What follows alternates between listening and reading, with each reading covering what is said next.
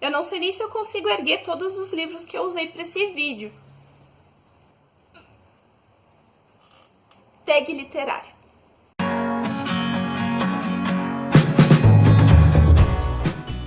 Oi, eu sou a Cláudia e esse é o canal Velejando por Livros. E hoje eu vim responder a book tag Nome de Filmes, criado pela minha amiga Tati do canal A Vida do Leitor. Vou deixar o Instagram dela aqui na descrição. Essa book tag consiste em nomes de filmes dos anos 90 e para cada um deles eu vou citar um livro. Então, vamos lá. Primeiro filme, Impacto Profundo. Um filme com um final impactante. E eu escolhi A Profecia, de David Seltzer. Um livro que é todo impactante, né? Ele foi escrito em 1976 e ele conta a história de Jeremy Thorne e sua esposa. O Jeremy Thorne é um diplomata e ele está voltando de viagem quando a sua esposa está em trabalho de parto. Eles estão esperando o seu primeiro filho. Quando ele chega no hospital, ele é informado de que seu filho não resistiu e nasceu morto. E a sua esposa ainda não sabe do ocorrido. Ela é muito sensível, ela tem tendências depressivas, então eles estão aguardando ele chegar para contar. Porém, é informado a ele que uma outra tragédia aconteceu nesse hospital no mesmo dia, só que aconteceu o contrário. Uma mãe morreu no parto e tem uma criança lá sem ninguém na vida que precisa de uma mãe. Então, ele é convencido a aceitar essa criança, adotar essa criança no lugar do seu filho natimorto. Passam-se 4 anos e o casal está lá com o seu filho, né, o Damien. E o Damien começa a apresentar comportamentos estranhos e começam a ocorrer fatos estranhos envolvendo a vida dele. O primeiro é que a babá de Damien se suicida. Ela se joga com uma corda no pescoço de um telhado e morre enforcada. E outros fatos acabam acontecendo envolvendo a vida do menino, né? Começam a aparecer pessoas que aparentemente querem protegê-lo, como se fizessem parte de alguma seita.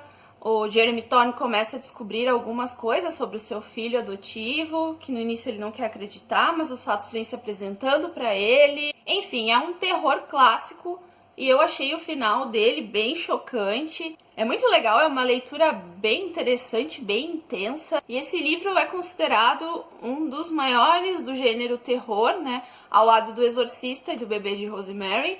Há quem diga que os três formam a Santíssima Trindade do horror, ou seria a Maldita Trindade, faz mais sentido, né? E eu super recomendo ele.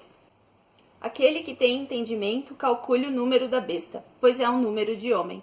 Ora, esse número é 666. Apocalipse. Livro 2, Titanic.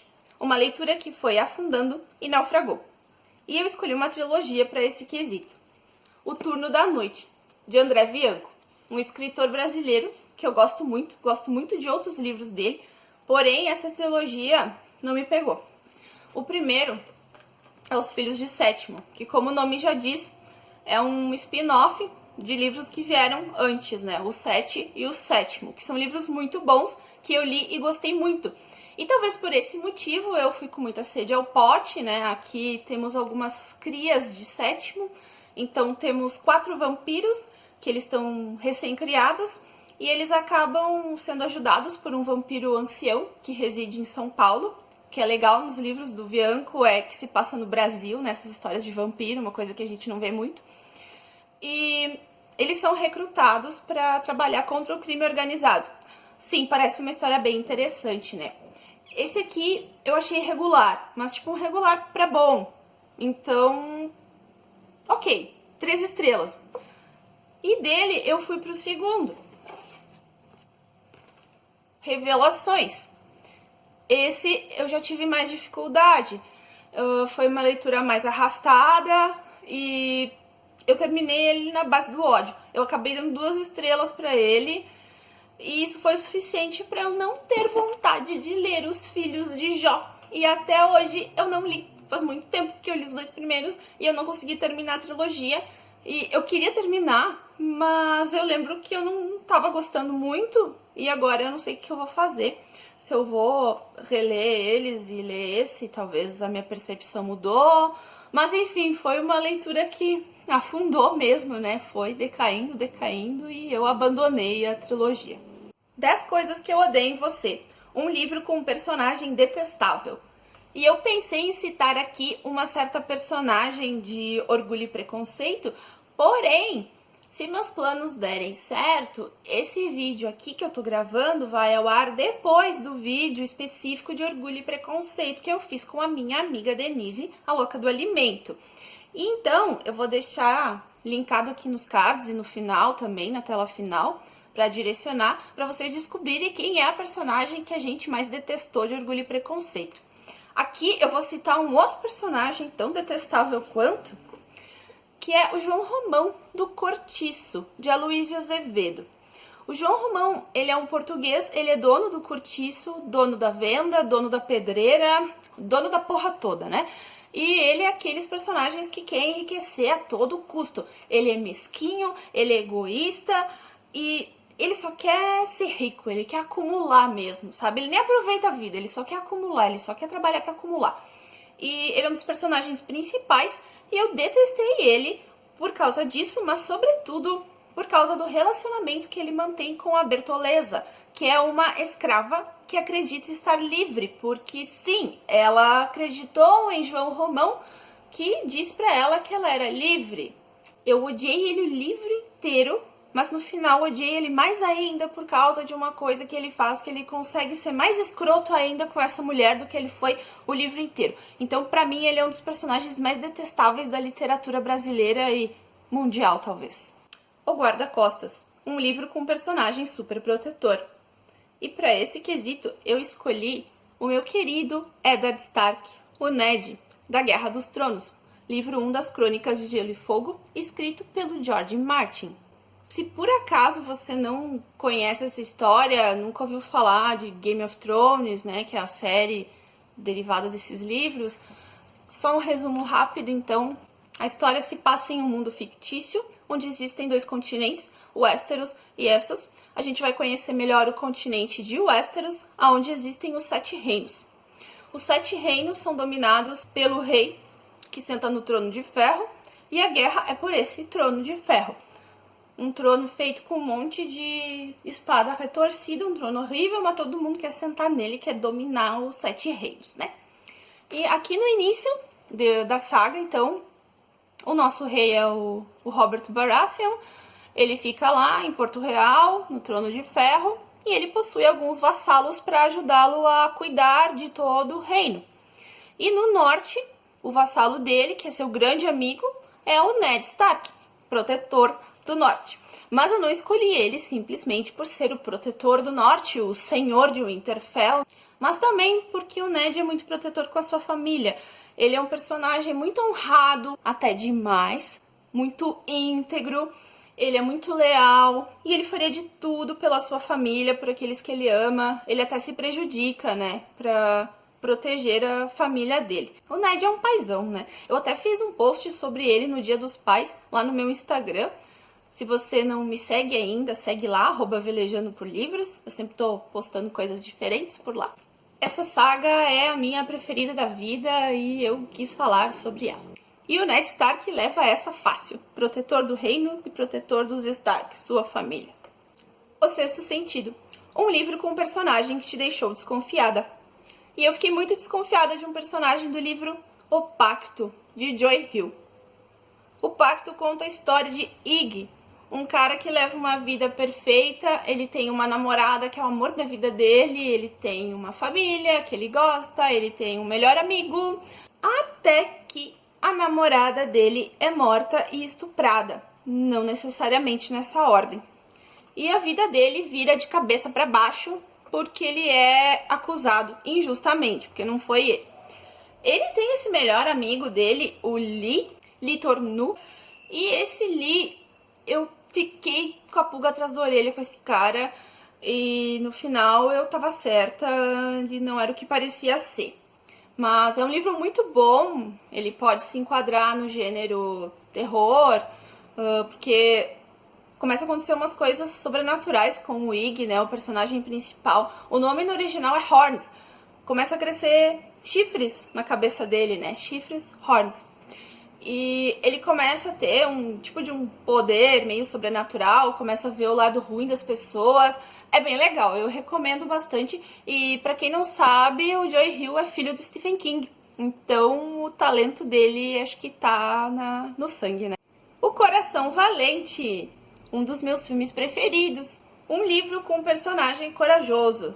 E aqui eu tinha muitas opções porque eu leio muita fantasia épica, mas eu quis escolher uma mulher. E mais uma vez, eu trouxe as Crônicas de Gelo e Fogo. Eu não consegui não citar outro personagem senão Brienne de Tarth, ou como eu chamo ela, o Briennão. E eu trouxe o livro 4, O Festim dos Corvos, porque é o primeiro e único até agora que a Brienne é personagem ponto de vista.